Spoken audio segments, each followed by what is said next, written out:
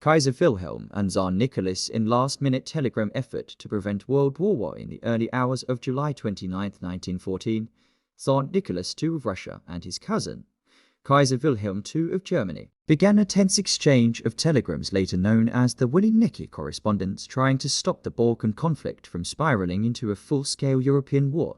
Just a day earlier, Austria-Hungary had declared war on Serbia.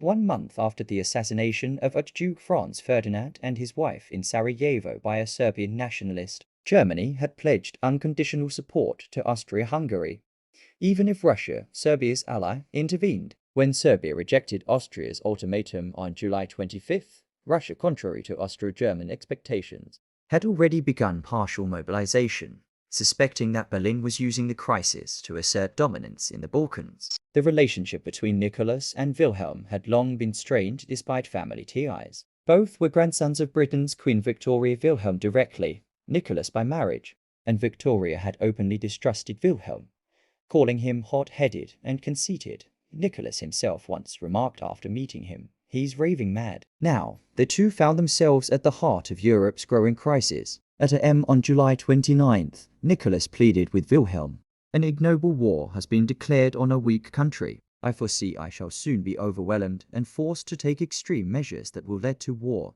Wilhelm's reply urged calm but defended Austria's actions as justified, insisting Russia could stay out of the Austro-Serbian dispute and avoid dragging Europe into catastrophe.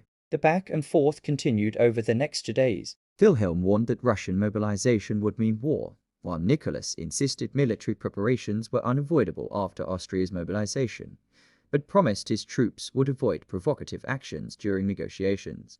By July 31st, Austria's Emperor Franz Joseph rejected Wilhelm's mediation as too late. That night, Germany delivered an ultimatum to Russia: halt mobilization within 12 hours or face German mobilization, and, inevitably, war. No reply came. On August 1st, Wilhelm signed mobilization orders, and later that day, Germany declared war on Russia.